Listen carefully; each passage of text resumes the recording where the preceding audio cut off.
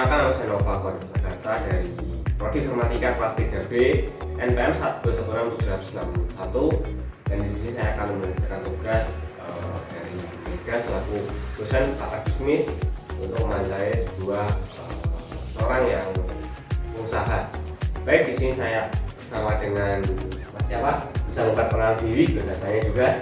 Baik, perkenalkan nama saya Dimas Alfianto. Saya lahir di Pati, Jawa Tengah tanggal 12 Agustus 1999. Untuk pendidikan sebelumnya saya berpendidikan di Institut Pertanian Bogor. Saya lulus D3, kemudian saya melanjutkan studi saya ke jenjang lebih tinggi yaitu ekstensi ke S1 di Universitas PGRI Semarang. Di sini saya baru masuk tahun pertama. Untuk jurusannya saya mengambil informatika. Oke, di sini untuk Mas Dimas tadi ya. Mas Dimas tadi untuk usahanya kerja di bidang apa, Mas? Bisa dijelaskan ini? Untuk usaha saya memiliki usaha dengan nama Musika. Musika itu adalah sebuah perusahaan yang bekerja di bidang garment dan screen printing. Jadi di sini saya memproduksi dari bahan mentah sampai menjadi bahan yang siap untuk dijual. Oke, mungkin di sini teman-teman pada nggak ngerti ya, garment sama screen printing tadi. Ya. Itu bisa dijelaskan, Mas, garmentnya itu apa, screen printingnya itu apa gitu? Oh ya, baik. Jadi untuk garment itu adalah sebuah konveksi yang mengolah bahan jadi yaitu berupa kain menjadi sebuah kaos. Jadi mulai dari proses bahan dipotong atau cutting, kemudian jika ada sablonnya dari sablon, kemudian proses jahitnya sampai proses packing itu bisa disebut sebagai garment. Kemudian untuk screen printing itu sendiri yaitu kita melakukan sablon atau melakukan penyetakan gambar di sebuah kaos.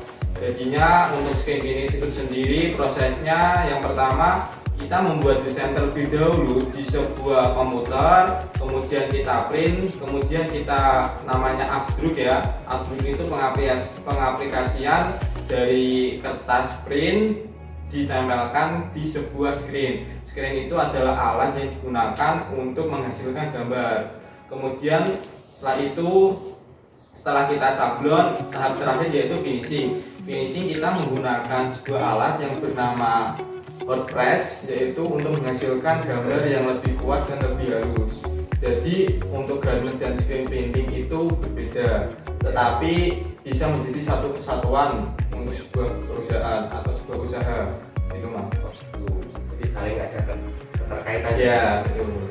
Jadi untuk usaha dari Mas Dimas ini bermula dari kapan dan asal mulanya gimana gitu, Mas? Untuk Mas Dimas kok bisa membangun usaha ini gitu? Ya, baik. Jadi sebelumnya orang tua saya itu sudah memiliki usahanya itu dalam percetakan. Nah, dari situ saya kelas SMA kelas 3 saya tertarik untuk percetakan, tapi beda dengan keluarga saya. Kalau keluarga saya lebih ke seperti percetakan kertas, percetakan banner, kalender. Kalau saya inginnya percetakan di bidang kaos. Jadi dari kelas 3 saya memiliki ide. Saya yang aslinya belum tahu bagaimana cara memproduksi sebuah kaos itu. Saya memiliki ide, saya ingin menjadi pengusaha, namun saya belum memiliki sebuah keterampilan. Jadi saya membuka nama yaitu nama Musika. Walaupun saya belum memiliki tempat produksi, saya melemparkan ke tempat orang, jadi bisa disebut saya sebagai maklar.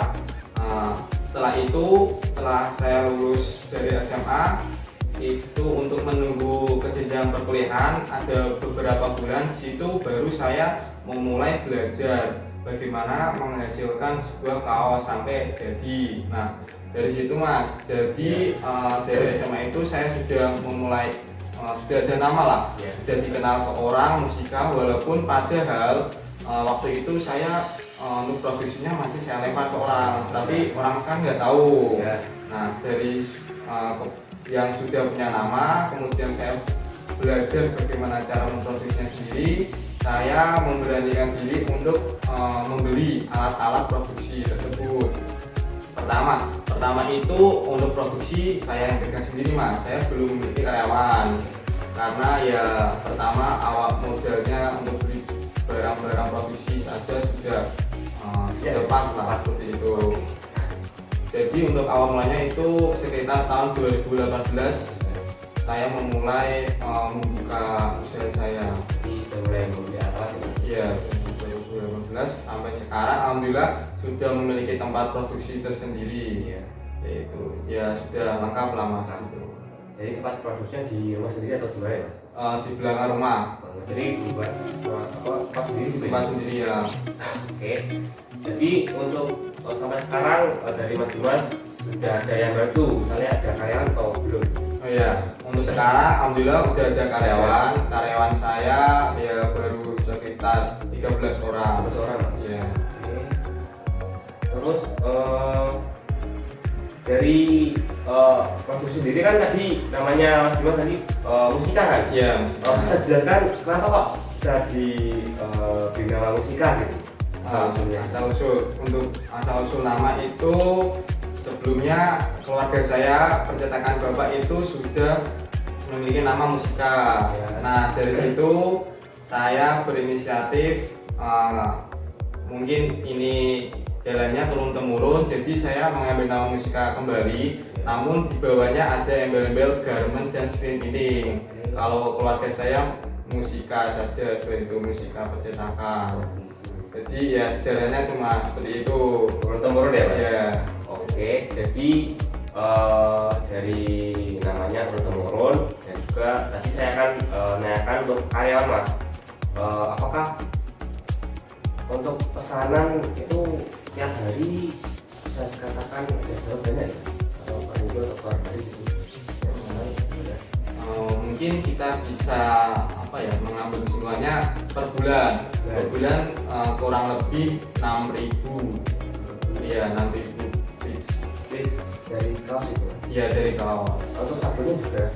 Ya kan itu berarti dari kaos sampai sablonnya. Itu per bulan itu Mas? Per bulan. Oke.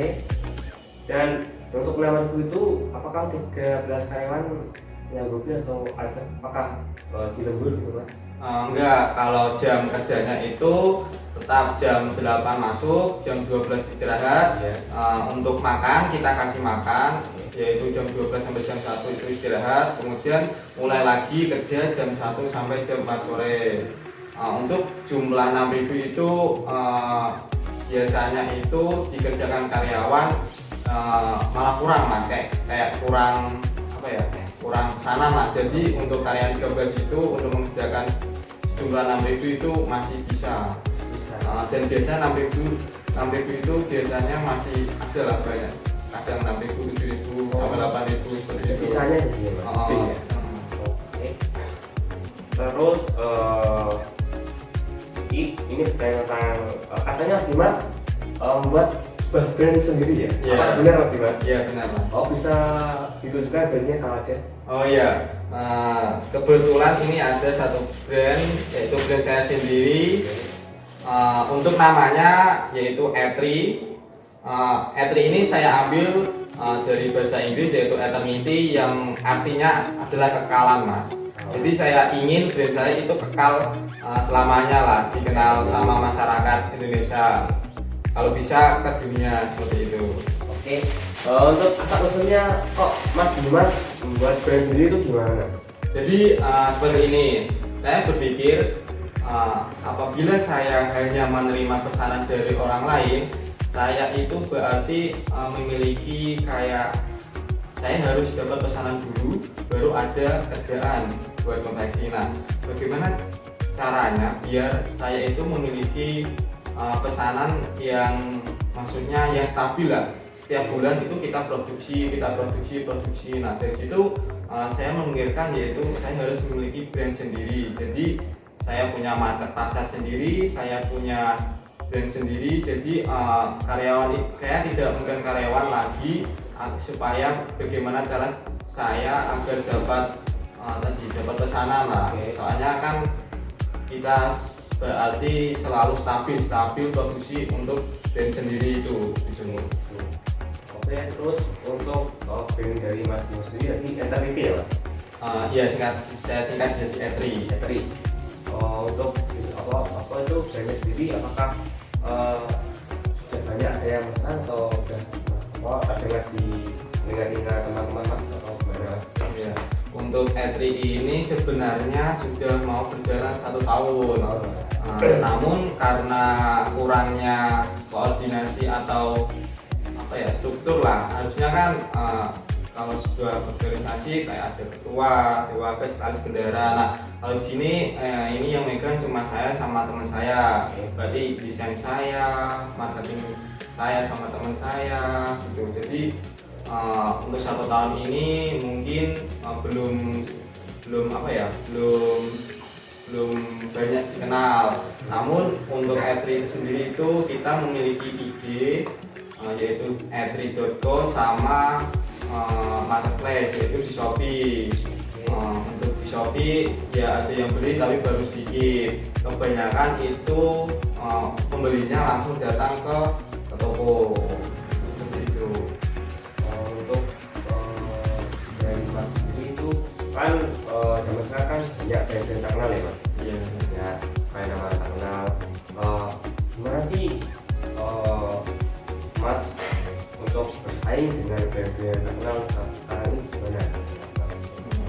Baik, jadi yang pertama saya memikirkan bagaimana saya bisa mengalahkan brand-brand yang sudah terkenal di luar sana. Jadi yang pertama saya memikirkan kualitas. Jadi kualitas saya tidak boleh kalah dengan brand-brand yang sudah terkenal. Kemudian yang kedua saya memikirkan harga. Kalau harga misal kita ambil merek A, yaitu dia bisa memasarkan atau menjual barang produk kaosnya itu dengan harga 60.000. Nah, 60.000 dengan brand seperti itu yang sudah pernah saya ambil lah, intinya saya diskusikan ke tim saya itu kalau dengan brand saya itu aslinya bagusan brand saya, namun karena dia sudah punya nama, jadi untuk masalah harga saya tidak bisa mengasih harga mahal, karena pasti orang awam ini aja brand sudah ternama harganya segini, ini brand yang baru aja kok harganya lebih mahal gitu. Tapi juga kita harus menanamkan kepada konsumen. Jadi walaupun kita mahal dan kita baru, tapi kita punya kualitas gitu. Dibandingkan dengan brand A tadi, kualitas kita lebih bagus. Jadi kita harus bisa meyakinkan konsumen kalau brand ini itu baru, tapi kualitasnya bagus. Jadi ada harga berapa ya Mas? Ya, seperti itu. Terus kita beralih ke topik omset nih Mas. Gimana? Untuk omset bisa di-spill sedikit gitu. Mungkin omset ya. Untuk omset mungkin ya 1 bulannya untuk untuk musikannya sendiri ya kurang lebih puluhan lah. Puluhan nggak bisa menyebutkan nominalnya lah. Puluhan ya Pak? Ya, puluhan. Oke. Itu dari semua ya, dari dari garment printing? Iya, jadi satu sebanyak benar 14 bulan ya, puluhan. Oke, jadi yang terakhir ini Mas, pesan dan saran dan motivasi untuk teman-teman yang sedang menonton, yang sedang mau membuka usaha, yang mau menjalankan usaha, pesan dari Mas Dimas apa? Baik, mungkin untuk anak-anak muda di sana yang ingin membuka usaha, jangan banyak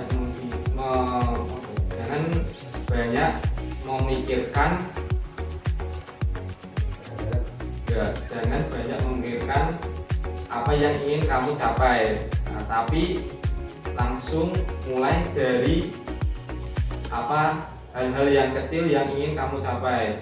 Jadi jangan banyak memikirkan tapi nggak ada bukti gitu. Jadi langsung bergerak, langsung coba gitu. Nanti kalau gagal ya nggak apa-apa, itu baru pertama. Karena keberhasilan itu berdiri dari kegagalan-kegagalan seperti itu. Oke, terima kasih. Mungkin sekian Mas dari wawancara dari saya. Kiranya dari teman-teman yang sedang menonton bisa memotivasi dari usaha Mas itu untuk teman-teman sedang berusaha dari Mas. Dan sekian, terima kasih teman-teman yang sudah menonton. Kita akan ketemu di lain kesempatan. Terima kasih dan sampai jumpa. Terima kasih Mas Dimas. Yeah.